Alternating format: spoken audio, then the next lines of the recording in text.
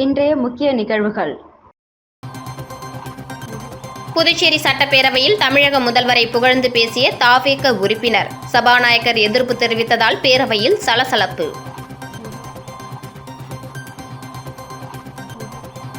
கடல் நீரை குடிநீராக்கும் திட்டத்திற்கு நிலம் கையகப்படுத்தப்பட்டுள்ளது. பேரவையில் முதல்வர் ரங்கசாமி தகவல். முதல்வரிடம் இருந்து தன்னை பிரிக்க சதி நடக்கிறது. பேரவையில் உள்துறை அமைச்சர் நமச்சிவாயம் குற்றச்சாட்டு. புதுச்சேரி நகரில் குடிநீர் பிரச்சினைக்கு தீர்வு காணப்பட்டு வருகிறது என்றும் கடல் நீரை குடிநீராக்கும் திட்டத்திற்கு நிலம் கையகப்படுத்தப்பட்டுள்ளது முதலமைச்சர் ரங்கசாமி சட்டசபையில் தெரிவித்துள்ளார். புதுச்சேரி சட்டப்பேரவையில் பட்ஜெட் கூட்டத்தொடர் நடைபெற்று வரும் நிலையில் முதலியார்பேட்டை சட்டமன்ற உறுப்பினர் ஜான்குமார் புதுச்சேரி நகரில் நிலவி வரும் குடிநீர் தட்டுப்பாடு மற்றும் பொதுமக்கள் எதிர்கொள்ளும் சிரமங்கள் குறித்து கேள்வி எழுப்பினார். இதற்கு பதிலளித்த முதலமைச்சரும் நிதித்துறை அமைச்சருமான ரங்கசாமி, புதுச்சேரி நகரின் குடிநீர் பிரச்சினைக்கு நிரந்தர தீர்வு காணும் வகையில் அரசு பல்வேறு திட்டங்களை செயல்படுத்தி வருவதாக தெரிவித்தார்.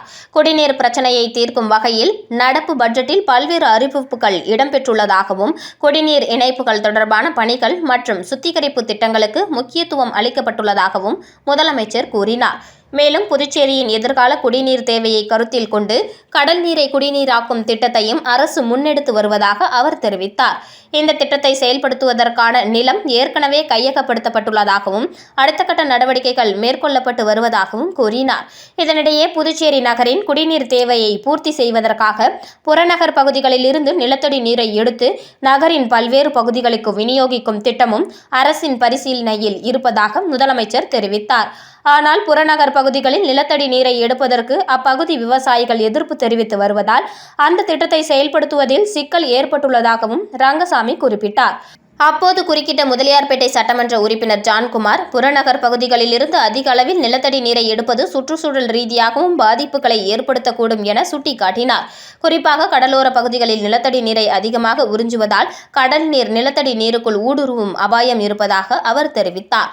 இதற்கு பதிலளித்த முதலமைச்சர் ரங்கசாமி, நிலத்தடி நீரை பயன்படுத்துவது உள்ளிட்ட அனைத்து அம்சங்களும் கருத்தில் கொள்ளப்பட்டு வருவதாக தெரிவித்தார். பொதுமக்களுக்கு சுத்தமான சுகாதாரமான குடிநீர் கிடைக்க வேண்டும் என்பதே அரசின் முக்கிய நோக்கம் என்றும் அவர் கூறினார். மேலும் புதுச்சேரியில் பொதுமக்கள் அனைவரும் பயன்பெறும் வகையில் வீடுதோறும் குடிநீர் இணைப்புகள் வழங்கப்பட்டு வருவதாகவும், குடிநீர் விநியோகத்தில் சில பகுதிகளில் மட்டும் பிரச்சினைகள் இருப்பதாகவும் முதலமைச்சர் தெரிவித்தார். புதுச்சேரி சட்டப்பேரவையில் தமிழ்நாடு முதல்வர் விஜயை புகழ்ந்து பேசியதால் சலசலப்பு ஏற்பட்டது. அதேபோன்று நாய்கள் நடமாட்டம் தொடர்பான விவாதத்தில் திமுக சட்டமன்ற உறுப்பினர் த்ரிஷாவை பற்றி பேசியது நகைப்பை ஏற்படுத்தியது. புதுச்சேரி சட்டப்பேரவையில் பட்ஜெட் மீதான விவாதத்தின் போது தமிழ்நாடு முதலமைச்சர் விஜயை புகழ்ந்து தமிழக அரசின் திட்டங்களை குறிப்பிட்டு பேசிய மணவெளி தொகுதி தமிழக வெற்றிக் கழக சட்டமன்ற உறுப்பினர் ராமுவின் பேச்சால் சலசலப்பு ஏற்பட்டது. விவாதத்தில் பேசிய ராமு, தமிழ்நாடு முதலமைச்சர் ஜோசப் விஜய் ரூபாய் 30,000 முதல் ரூபாய் 1,00,000 வரையிலான விவசாய கடன்களை ரத்து செய்துள்ளார். புதுச்சேரி பட்ஜெட்டிலும் இதுபோன்ற அறிவிப்பு வரும் என எதிர்பார்த்தேன், ஆனால் ஏமாற்றமே மிஞ்சியது என கூறினார். இதற்கு பதிலளித்த சபாநாயகர் அன்பழகன், மாண்புமிகு உறுப்பினர் தமிழ்நாட்டில் செயல்படுத்தப்படும் திட்டங்களை பற்றி இங்கு பேசுகிறார். புதுச்சேரியில் குடும்ப தலைவிகளுக்கு மாதம் ரூபாய் 2,500 வழங்கப்படுகிறது. தமிழ்நாட்டில் இதுபோன்ற திட்டம் வழங்கப்படுகிறதா என கேள்வி எழுப்பினார். மேலும் புதுச்சேரியில் அட்டவணை பிரிவை சேர்ந்த குழந்தைகளின் முழு கல்வி செலவையும் அரசு ஏற்றுக்கொள்வதாக குறிப்பிட்ட சபாநாயகர், தமிழ்நாட்டில் இதுபோன்ற திட்டம் இல்லை. புதுச்சேரியில் செயல்படுத்தப்படும் திட்டங்கள் தமிழ்நாட்டில் செயல்படுத்தப்படவில்லை என்பதை ஒப்புக்கொள்வீர்களா என ராமுவிடம் கேள்வி எழுப்பினார். நாய்கள் பிரச்சினை குறித்து த்ரிஷா பெயர். இதனிடையே புதுச்சேரி நகரில் அதிகரித்து வரும் தெருநாய்கள் பிரச்சினை குறித்து நடைபெற்ற விவாதத்திலும் சுவாரஸ்யமான சம்பவம் நடைபெற்றது. நெல்லித்தோப்பு தொகுதி திமுக சட்டமன்ற உறுப்பினர் கார்த்திகேயன் பேசுகையில், புதுச்சேரி நகரில் நாய்களின் எண்ணிக்கை அதிகரித்து வருவதாகவும் நாய்களால் பொதுமக்கள் பாதிக்கப்படுவதாகவும் தெரிவித்தார். மேலும் கேரளாவில் மேற்கொள்ளப்படுவது போன்று நாய்களுக்கு கருணை கொலை செய்ய வேண்டும் என கோரிக்கை விடுத்தார். அப்போது அவர், நாய்களை மனிதர்கள் அடித்தால் த்ரிஷா வருகிறார், ஆனால் மனிதர்களை நாய் கடித்தால் யாரும் வருவதில்லை என கூறினார். த்ரிஷா என்ற பெயரை குறிப்பிட்டு அவர் பேசியது சட்டப்பேரவையில் நகைச்சுவையை ஏற்படுத்தியது. இதனால் அவையில் சிறிது நேரம் கலகலப்பான சூழல் நிலவியது.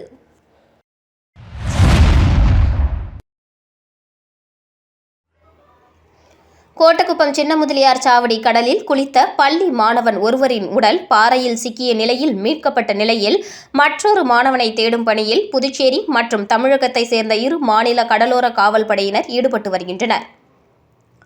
கோட்டக்குப்பம் சின்ன முதலியார் சாவடி மாரியம்மன் கோவில் தெருவை சேர்ந்த கௌஷிக், பிரதேஷ், சசி ஆகிய 3 பேரும் ஞாயிறு மதியம் சின்ன முதலியார் சாவடி கடற்கரையில் குளித்துள்ளனர். அப்போது ராட்சச அலையில் சிக்கி கௌஷிக், பிரதேஷ், சசி ஆகிய 3 பேரும் திடீரென கடலுக்குள் இழுத்து செல்லப்பட்டனர். மாணவர்களின் அலறல் சத்தம் கேட்ட அருகில் இருந்த அவர்கள் கூச்சலிடவே சின்ன முதலியார் சாவடி மீனவர் நகுல் என்பவர் உதவியுடன் கடலில் தத்தளித்த கௌஷிக்கை மீட்டு கரைக்கு கொண்டு வந்தனர். மேலும் நாகராஜ் மகன் பிரதீஷ் மற்றும் வேலு மகன் சசிதரன் ஆகிய இருவரும் இழுத்து செல்லப்பட்ட நிலையில் நேற்று திங்கள் காலை 10 மணி அளவில் தீயணைப்புத்துறை போலீசாரின் உதவியுடன் மாணவன் சசிதரனின் உடல் மீட்கப்பட்டது. இந்த நிலையில் இன்றுடன் 3 நாட்கள் ஆன நிலையில் மற்றொரு மாணவனான பிரதீஷ் உடலானது இதுவரை கிடைக்கவில்லை. இதனால் தமிழக கடலோர காவல்படை கடலூர் பிரிவு போலீசார் மற்றும் புதுச்சேரி மாநில கடலோர காவல்படை போலீசார் உதவியுடன் மாணவன் பிரதீஷின் உடலை தீவிரமாக தேடி வருகின்றனர்.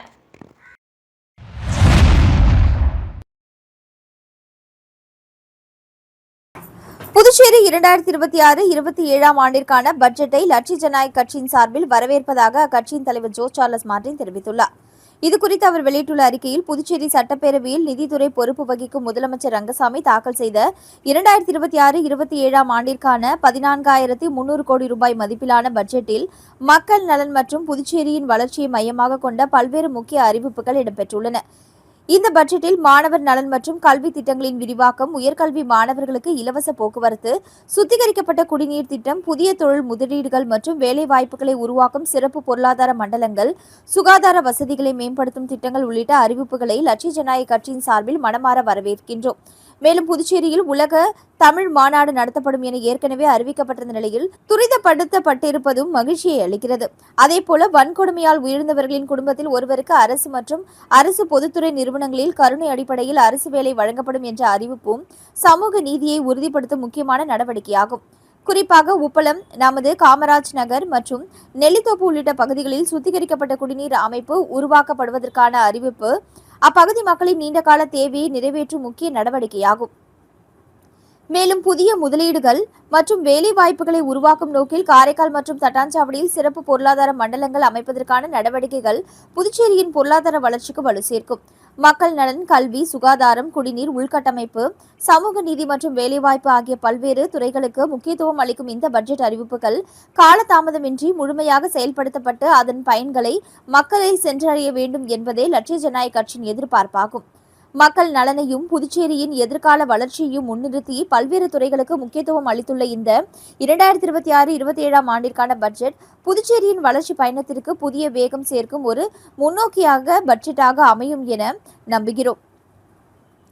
இந்த பட்ஜெட்டில் இடம்பெற்றுள்ள அனைத்து முக்கிய அறிவிப்புகளும் விரைந்து செயல்படுத்தப்பட்டு அதன் முழு பயன்களும் புதுச்சேரி மக்களை சென்றடைய வேண்டும் என்ற எதிர்பார்ப்புடன் 2026-27 ஆண்டிற்கான புதுச்சேரி பட்ஜெட்டை லட்சிய ஜனநாயக கட்சியின் சார்பில் மனமாற வரவேற்கிறோம் என்று தெரிவித்துள்ளார்.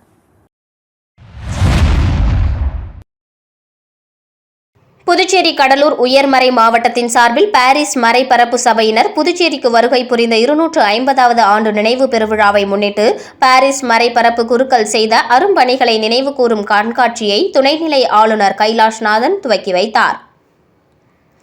புதுச்சேரி கடலூர் உயர்மறை மாவட்டத்தின் சார்பாக பாரிஸ் மறைபரப்பு சபையினர் புதுவை மண்ணிற்கு நற்செய்தி பணிக்காக வருகை தந்த 250வது ஆண்டின் நினைவு பெருவிழாவை கொண்டாடி வருகிறது. புதுச்சேரி துணைநிலை ஆளுநர் கைலாஷ்நாதன் தலைமை விருந்தினராக கலந்து கொண்டு குத்து விளக்கு ஏற்றி துவக்கி வைத்து பாரிஸ் மறைபரப்பு குருக்கள் செய்த அரும்பணியை நினைவு கூறுகின்ற விதமாக உருவாக்கப்பட்டுள்ள கண்காட்சியை திறந்து வைத்தார். பேத்தி செமினார் மேல்நிலைப் பள்ளியில் 3 நாட்கள் நடைபெறும் கண்காட்சி காலை 11 மணி முதல் மாலை 4:30 மணி வரை பொதுமக்களை பார்வைக்கு அனுமதிக்கப்படும். இந்த நிகழ்வில் பாரிஸ் மறைபரப்பு சபை தலைவர் வின்சென்ட் செனகல், மும்பை மேலாண் பேராயர் ஆஸ்வால்ட் கர்தினால் கிராசியாஸ், மும்பை பேராயர் ஜான் ரோட்ரிக்ஸ், சேலம் மறை மாவட்ட ஆயர் ராயப்பன், பிரெஞ்சு அரசின் துணை தூதர் எட்டினன் ரொனால்ட் பிக்யூ மற்றும் சபையில் பணியாற்றும் தமிழக குருக்களும் ஏனைய குருக்களும் அருட்சகோதரிகளும் கலந்து கொண்டு சிறப்பித்தனர். இந்த நிகழ்வை புதுவை கடலூர் உயர்மறை மாவட்ட பேராயர் பிரான்சிஸ் கலிஸ் வழிநடத்த அருள் தந்தைகள் பாஸ்கல் ராஜ், ஆரோக்கியராஜ் ஆகியோர் நிகழ்வை ஒருங்கிணைத்தனர். கண்காட்சியின் சிறப்பம்சங்களை குறித்து விரிவாக பெத்தி செமினார் மேல்நிலைப் பள்ளி முதல்வர் ஆரோக்கியராஜ் சபையோருக்கு விளக்கினார். துணைநிலை ஆளுநர் தலைமையுரை ஆற்றும் போது இந்த நிகழ்வு ஒரு ஆன்மீக மறுமலர்ச்சியின் நிகழ்வு என்றும், இந்த நிகழ்வு கடந்த காலத்தை நினைவு கூர்வது மட்டுமல்லாமல் எதிர்காலத்தில் குருக்களின் மேன்மையான கலாச்சாரத்தை நாம் கற்றுக்கொள்ள வேண்டும் என்று கூறினார்.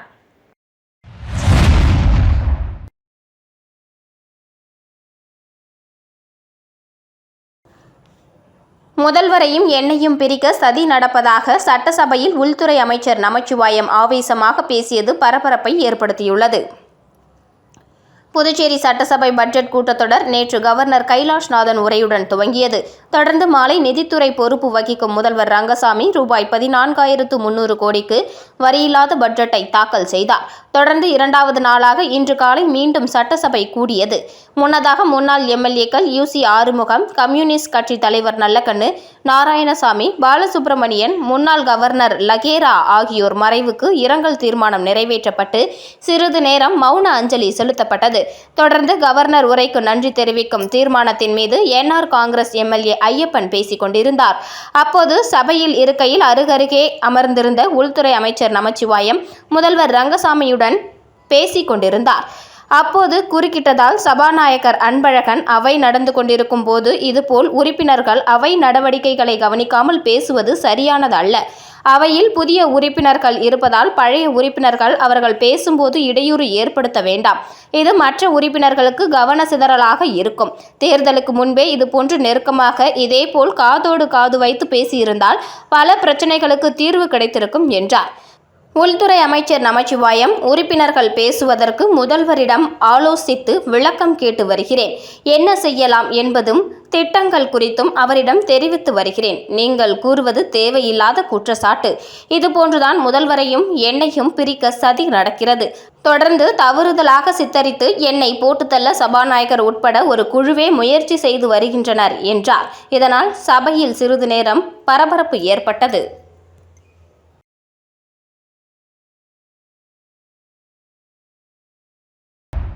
விளம்பர இடைவேளைக்கு பிறகு செய்திகள் தொடரும்.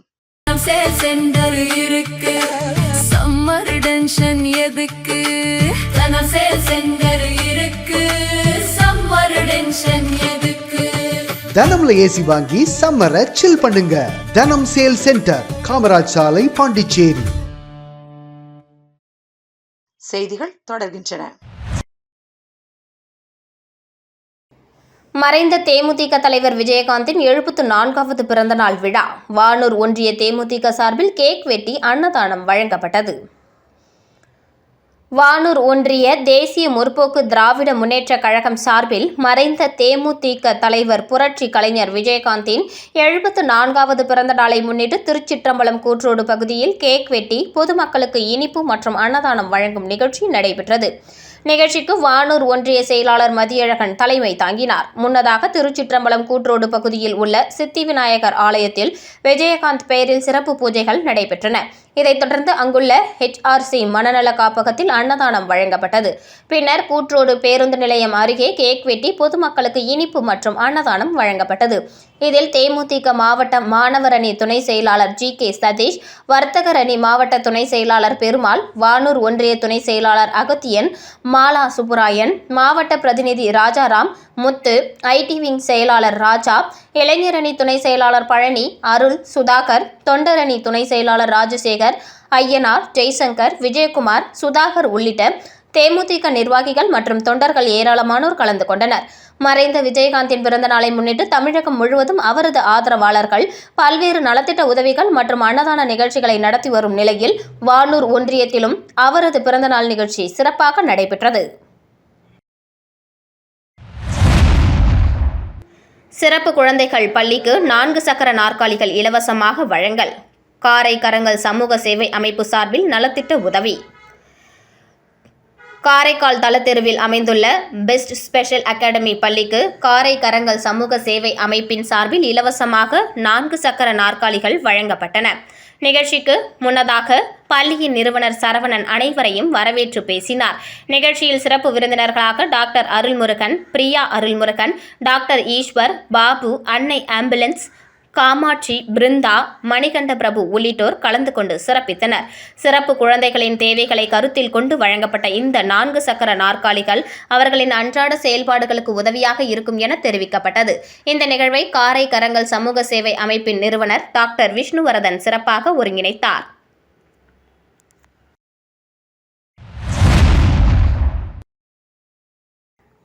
தேசிய முற்போக்கு திராவிட கட்சியின் நிறுவன தலைவர் கேப்டன் விஜயகாந்தின் 74வது பிறந்த நாள் விழா தமிழகம் மட்டுமின்றி புதுவை மாநிலத்திலும் பல்வேறு பகுதிகளில் நலத்திட்ட உதவிகள் வழங்கி கொண்டாடப்பட்டு வருகிறது.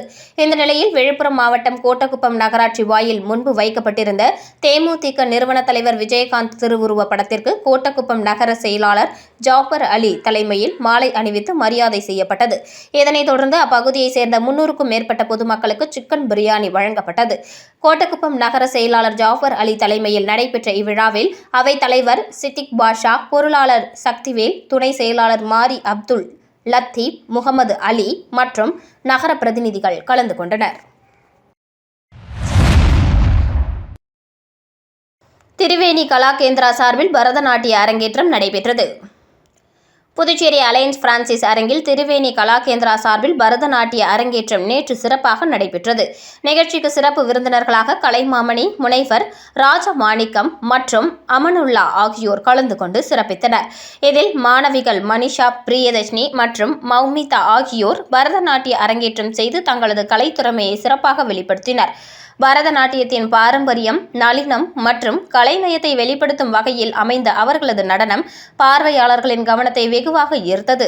மாணவிகளுக்கு குரு கலைமாமணி, ரசியா மற்றும் ஆசிரியர்கள் அனிதா, கார்த்திகேயன், தேவானிஷி, ரகேஷா, ஸ்வேதா, ஷாலினி ஆகியோர் பயிற்சியையும் வழிகாட்டுதலையும் வழங்கினர். நிகழ்ச்சியில் பங்கேற்ற பார்வையாளர்கள் மாணவிகளின் நடன திறமையை பாராட்டி வாழ்த்துக்களை தெரிவித்தனர். பரதநாட்டிய கலையின் சிறப்பையும் பாரம்பரியத்தையும் இளம் தலைமுறையினரிடம் கொண்டு செல்லும் வகையில் இந்த நிகழ்ச்சி அமைந்தது. தேமுதிக தலைவரும் தமிழ்நாடு சட்டமன்ற முன்னாள் எதிர்க்கட்சித் தலைவருமான விஜயகாந்தின் 74ஆம் ஆண்டு பிறந்தநாள் விழா மடுகரையில் சிறப்பாக கொண்டாடப்பட்டது. நெட்டப்பாக்கம் தொகுதி மடுகரையில் தொழிலதிபர் விஜய் நாயுடு, உஷா மற்றும் பொதுமக்கள் சார்பில் மறைந்த தேமுதிக தலைவரும் சட்டமன்ற எதிர்க்கட்சித் தலைவருமான விஜயகாந்தின் 74வது பிறந்தநாள் விழா சிறப்பாக கொண்டாடப்பட்டது. திரளான பொதுமக்கள் கலந்து கொண்டு விஜயகாந்தின் படத்திற்கு மலர் தூவி மரியாதை செலுத்தினர். விஜயகாந்த் மக்களுக்கு ஆற்றிய நற்பணிகளை நினைவு கூர்ந்து கோஷம் எழுப்பினர். பொதுமக்கள் அனைவருக்கும் அன்னதானம் மற்றும் இனிப்புகள் வழங்கப்பட்டது. நிகழ்ச்சிக்கான ஏற்பாடுகளை விஜய் நாயுடு, உஷா ஆகியோர் செய்திருந்தனர். வருவாயை பெருக்கி நாட்டை பாதுகாத்து மக்கள் நலனுக்காக நிதியை சரியாக பிரித்து செலவிடும் ஒரு சிறந்த நல்லாட்சிக்கு வழிகாட்டியாக துணைநிலை ஆளுநரின் உரை அமைந்திருப்பதாக காமராஜர் நகர் சட்டமன்ற உறுப்பினரும் லட்சிய ஜனநாயக கட்சி தலைவருமான ஜோஸ் சார்லஸ் மார்டின் பாராட்டு தெரிவித்துள்ளார்.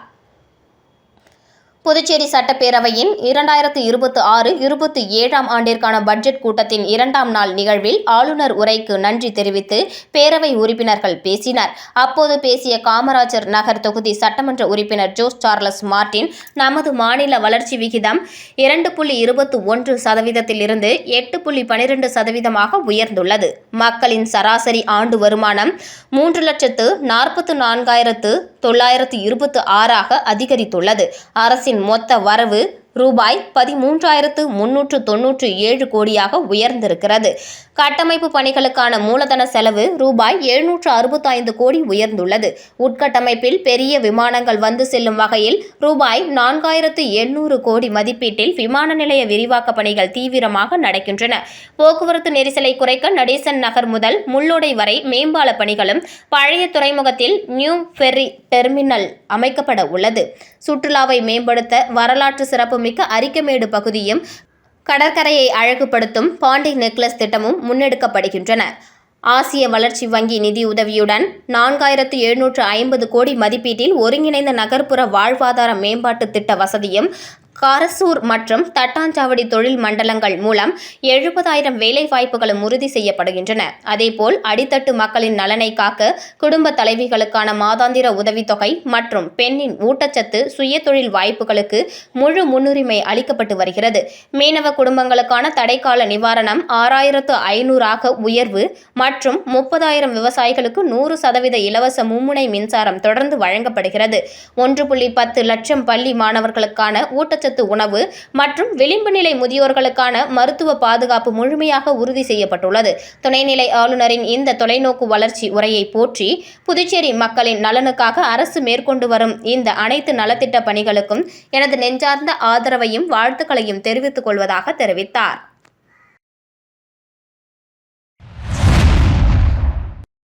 லட்சிய ஜனநாயக கட்சியின் தலைவரும் காமராஜ் நகர் தொகுதி சட்டமன்ற உறுப்பினருமான ஜோஸ் சார்லஸ் மார்ட்டினை புதுச்சேரி உள்ளூர் தொலைக்காட்சி உரிமையாளர்கள் LJK மாநில செயலாளர் ரவி ராஜாராம் தலைமையில் ரெட்டியார்பாளையம் பகுதியில் உள்ள லட்சிய ஜனநாயக கட்சியின் தலைமை அலுவலகத்தில் மரியாதை நிமித்தமாக சந்தித்து பேசினார்கள். புதுச்சேரி கொசக்கடை வீதியில் SMV ஸ்மார்ட் கோல்டு ஜுவல்லரி திறப்பு விழா வெகு விமர்சையாக நடைபெற்றது. மேலும் திறப்பு விழாவை முன்னிட்டு வாடிக்கையாளர்கள் அனைவருக்கும் ₹500 மதிப்புள்ள கிஃப்ட் வவுச்சர் வழங்கப்படுகிறது. புதுச்சேரி கொசக்கடை வீதியில் புதிதாக SMV ஸ்மார்ட் கோல்டு என்ற ஜுவல்லரி பிரம்மாண்டமாக திறக்கப்பட்டுள்ளது. திறப்பு விழாவையொட்டி முதல் ஒரு வார காலத்திற்கு மட்டும் கடைக்கு வரும் அனைத்து வாடிக்கையாளர்களுக்கும் ₹500 மதிப்புள்ள கிஃப்ட் வவுச்சர் வழங்கப்படுகிறது. வாடிக்கையாளர்கள் தங்களது ஆதரவை தருமாறு SMV ஸ்மார்ட் கோல்டு ஜுவல்லரி சார்பில் கேட்டுக் கொள்ளப்படுகிறது. மீண்டும் இன்றைய முக்கிய நிகழ்வுகள். புதுச்சேரி சட்டப்பேரவையில் தமிழக முதல்வரை புகழ்ந்து பேசிய தவேக உறுப்பினர். சபாநாயகர் எதிர்ப்பு தெரிவித்ததால் பேரவையில் சலசலப்பு.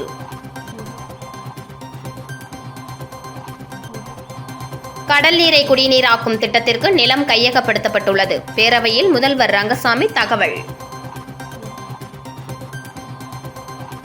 முதல்வரிடம் இருந்து தன்னை பிரிக்க சதி நடக்கிறது. பேரவையில் உள்துறை அமைச்சர் நமச்சிவாயம் குற்றச்சாட்டு.